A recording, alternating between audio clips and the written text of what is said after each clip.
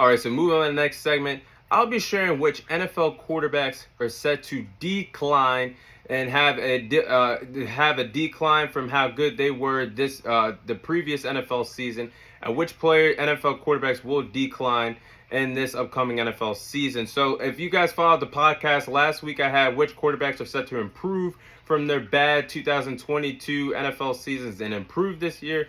I think these players are going to decline in terms of production this year. So starting off with the first quarterback on my list, quarterback Kirk Cousins for the Minnesota Vikings. Arguably, Kirk Cousins had the best season of his NFL career thus far last season with the Minnesota Vikings. Production was very well offensively for them, and he deserves a lot of credit for that. However, although the Minnesota Vikings went 13-4 last year, won the NFC North, they were frauds. And I saw after the Cowboys dominated them 40-3 that how their season would go on. And it proved out to be true. Because the Vikings, being a 13-4 team, having one of the best records in the NFL last year, being a third seed in the NFC, you expect this team to go on a deep playoff run. And they were derailed by Daniel Jones and the New York Giants last year. A Giants team that, yes, they proved that they shocked the NFL world last year. But this was a team that wasn't supposed to win a playoff game last year. And they did that in Minnesota, sending the Vikings home packing.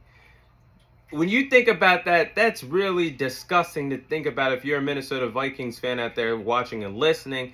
And the reason why they were frauds last year, lost in the wild card, like I just said, and they won 11 out of 13 of their games and one-score games last year. One-score possession games. That is the most one-score possession games, most one-possession victories, game victories in a season in NFL history, with 11 of them last season. 11 out of 13 wins come from one-score games. That's not a good look. That's not a recipe for success in the NFL. And it proved that's why they were frauds last year, getting eliminated in the wild card to the New York Giants. But nonetheless, more on the Kirk Cousins. Kirk Cousins did lose Adam Thielen to free agency. That was his security blanket in that Minnesota Vikings offense for quite some time. They released Dalvin Cook, who has had 4 seasons of having over 1,000 yards rushing. One of the most efficient backs in the National Football League. They watched him walk away in free agency as well during the NFL offseason, I should say, when they released him. It'll be easier. It will be easier for defensive coordinators to game plan for Kirk Cousins' Minnesota Vikings offense. I expect Justin Jefferson to get a lot more attention this year defensively.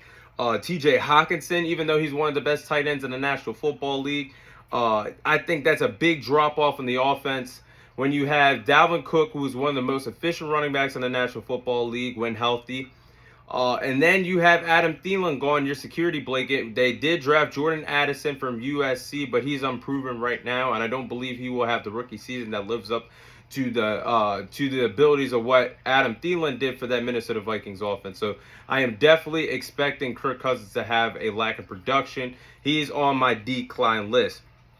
Next quarterback on my list, Geno Smith for the Seattle Seahawks. Now, I'm not taking anything away from what Geno Smith did last year. He did win 2022 Comeback Player of the Year, which was well-deserved. And he finally got his shine in the National Football League. As you guys know, when Geno Smith came into the NFL back in 2013, second-round pick from West Virginia. Who could ever forget the connection him and Tavon Austin had in college? But nonetheless, he served mainly most of the time in his career as a backup for the New York Jets, for the New York Giants, backing up behind Eli Manning. For the Seattle Seahawks for a majority of his time until Russell Wilson got traded to Denver. Last year was a true shining moment of his career. Hands down the best year of his NFL career. And finally got to get his shine on as a starting quarterback in the National Football League. And last season, I do believe that it was no fluke what Geno Smith did. But looking at the Seahawks schedule right now, they have a tougher schedule than what they had last year. And I cannot see them duplicating 30 passing touchdowns to a ratio of 11 interceptions again this NFL season. I expect the Seahawks to be more efficient running the ball on offense this year with Kenneth Walker the third emerging as he has the potential to be a great running back in the National Football League. I do expect him to get more carries. I do believe the Seahawks will run the ball more. I do believe that Geno Smith's production will have a drop off.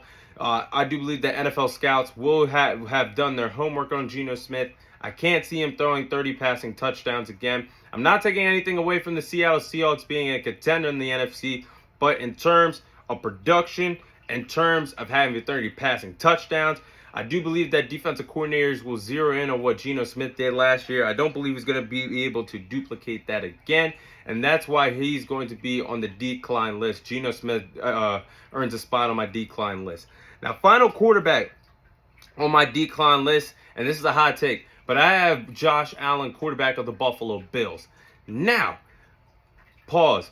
Have you guys out there, a lot of you guys out there watching and listening might say, Josh Allen, how's he going to be on the decline list? Let me explain why. And I'm not taking anything away from Josh Allen. Josh Allen is a top 5 quarterback in the National Football League, in my honest opinion. But I do believe a lot of people do not like to mention the fact that Josh Allen has been a turnover machine. His skill level has definitely declined since Brian Daboll, former offensive coordinator for the Buffalo Bills, left to be the head coach of the New York Giants. Ever since he's left that offensive scheme, he's no longer the offensive play caller for Josh Allen. His production has definitely dropped. It's definitely declined, and it's not talked about by a lot of analysts in the National Football League that cover the NFL today. And I'm going to be the one that talks about it. We hear all the social media analysts always talk about, or all the analysts today around the world talk about Dak Prescott. Yes, Dak Prescott threw 15 interceptions last year after missing 5 games, leading that in the National Football League. Okay, that's cute. But are you really going to talk about the guy that you all talk about being a top 5 quarterback, which I believe he's a top 5 quarterback as well? But you got to tell the truth. If you're going to talk about one guy throwing 15 interceptions, talk about the next guy that was right behind him, and Josh Allen throwing 14 interceptions last year after Brian Daboll left to be the head coach of the New York Giants. Let's talk about those 16 fumbles that he had last season, fumbling more than any NFL player last NFL season. Ball security has definitely been an issue for Josh Allen ever since Brian Daboll left the Bills organization, and it needs to be talked about. 14 throw interceptions, 16 fumbles, unacceptable. He definitely has to work on his mechanics. He definitely has to work on protecting the football, playing clean slate football, and needs to be done. And I also think he's going to be on the decline this year because who did the Buffalo Bills add on offense to be a difference maker alongside Stefon Diggs? Nobody. Stefon Diggs is one of the best wide receivers in the National Football League, but it's only going to be a matter of time before teams zero in on what the Buffalo Bills do best, and that's the connection of Josh Allen and Stefon Diggs. And more defenses are going to pay more attention to Stefon Diggs. They don't have another elite wide receiver behind him, not a good number 2 behind him. You can make that argument for Gabe Davis, but we really haven't seen it yet. He still shows strides in the speed department, but I haven't seen strides of being a true number 2 wide receiver in the National Football League. And the only thing that they really did on offense this offseason was drafting Dalton Kincaid in the NFL draft, tight end in the NFL draft. And Dalton Kincaid is going to be a backup tight end behind Dawson Knox. So how has this team improved offensively? How have you had the chance to get more weapons, more toys for Josh Allen to have in the offense? You did not do that this past NFL offseason. And if you think not having a true running identity is going to help the Buffalo Bills offensively, James Cook is still unproven in the National Football League. They do not have a running back, and Josh Allen cannot lead this team in rushing yards again. It's not a good way to win. But it's a good way to win regular season games, but it's not a true identity to go on a deep playoff run without a true effective running game. And the Bills have the 7th hardest schedule in the National Football League this year. They will be playing some great defenses. They'll be playing the New York Jets twice a year, the Miami Dolphins twice a year, the Cincinnati Bengals, the team that gave them a lot of problems in the divisional round, sacking Josh Allen several times. They're going to be playing the Kansas City Chiefs. They beat them last year, but overall, that Chiefs team is Josh Allen's kryptonite. They're going to be playing the Philadelphia Eagles defense up front. They have one of the best defensive fronts in football. The Dallas Cowboys, that defense is going to be elite as well. They're going to be playing the Los Angeles Chargers. That defense could be elite as well if they are all healthy. So I am definitely expecting Josh Allen to decline. And you can't tell me otherwise with what he did last year, having 14 thrown interceptions and 16 fumbles. Most fumbles by any NFL player last NFL season. But those are my three quarterbacks that are set to have decline years in the 2023 NFL season.